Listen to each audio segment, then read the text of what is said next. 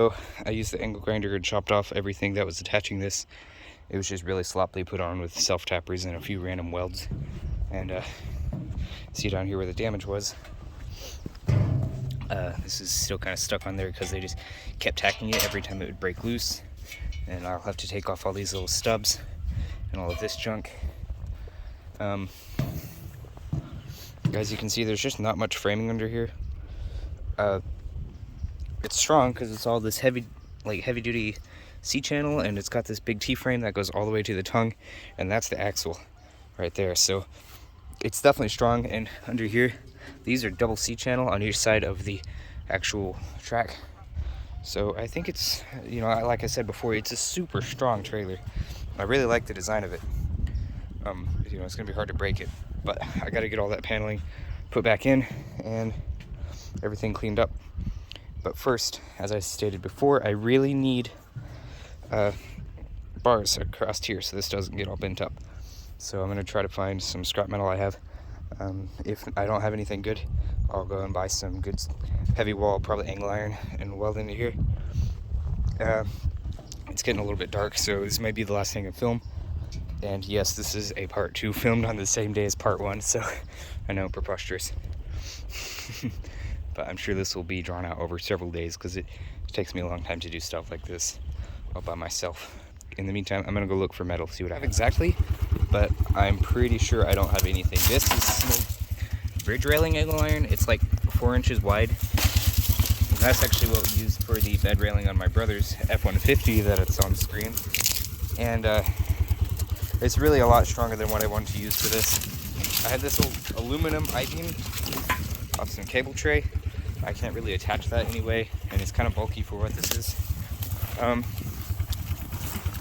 Not much good, but I did just notice this old wheel we have,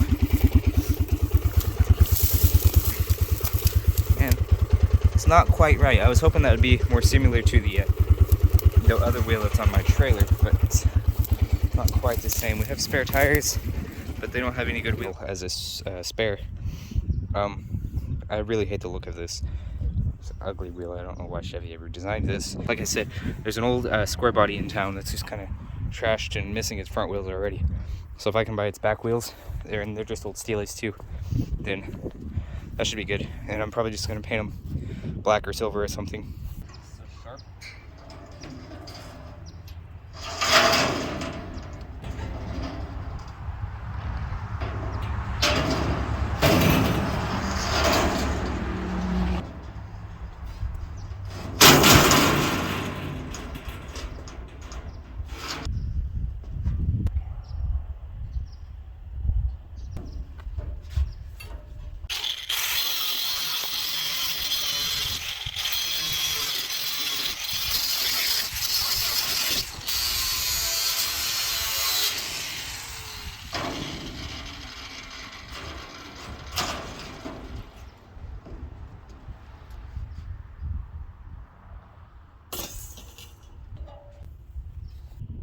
Shop light isn't coming on for some reason, but if I can get it turned on, I'm gonna film this because man, I'm gonna turn on my light. Okay, so I cut this to the right width. As you can see, I cut it on the peak right here. That way it can be welded down right and all fit nice and tight in there. It's still kind of bowed. You can see it doesn't sit flat on the trailer. So I'm gonna turn it upside down. That way Spider-Man. That way it flips and the dent will be going up. That way it kind of gets smashed down and flattened out with time. Plus, when I weld it, it should kind of shrink it a little bit. In theory, get that going. First, I think I need to put up all my tools because it's getting dark, and I'm gonna be ready to go in pretty soon.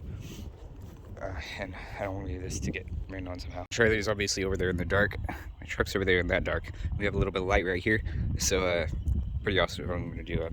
Enjoy this tripod. Hey, little wimpy dog, if you really think there's something out here, come get me.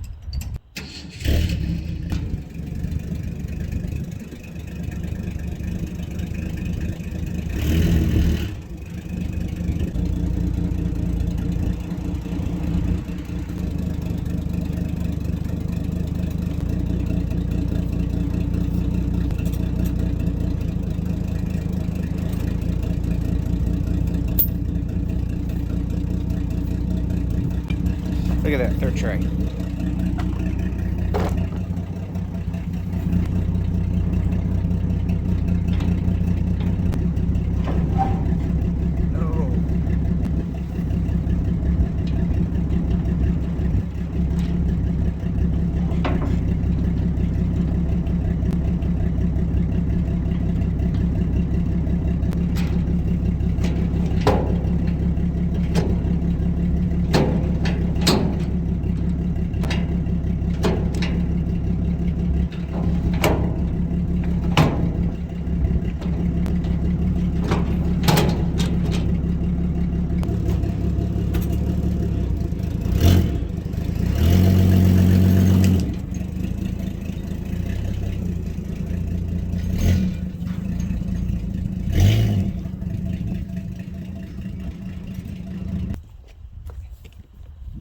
Alright, so now that you and I can both kind of see what's going on here, this is what's going on.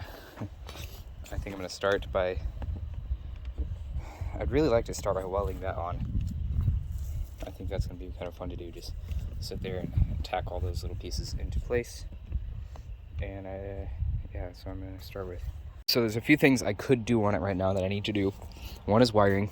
I hate wiring trailers because you have to do it constantly. Trailer wiring just gets destroyed so quickly unless you build it exactly right, which is why I'm going to really over-engineer this electrical system. So I'm not going to do that for right now. I think I'm going to get the ramps out and experiment with those. See how that's going to look.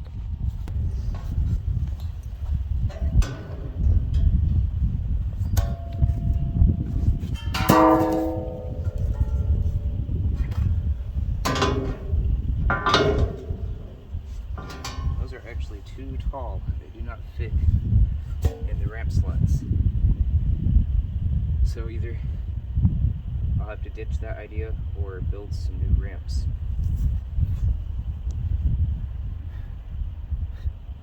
Can't ever be easy. So right over here, I still hear it. If I see a Bigfoot and get traumatized for life, I'm blaming you guys. There's trees moving. Can you see that?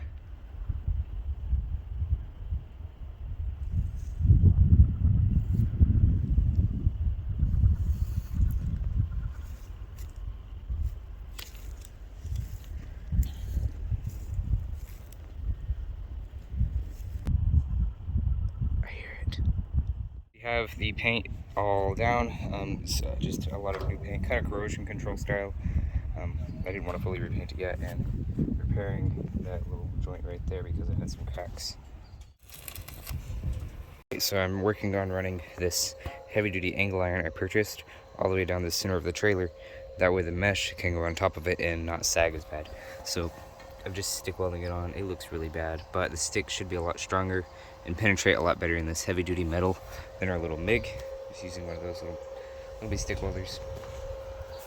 It seems to be working all right. I keep doing every one a little bit different. That one turned out really bad. The gap there is huge, but I think it's still gonna work because I'm just gonna tack the mesh down to it. Got some more there, and I got one piece left down there to do. It's looking all right though. And then, of course, I had my brother, who's actually a professional welder, weld up this seam here and plate it and everything, make it super strong. So that looks awesome. And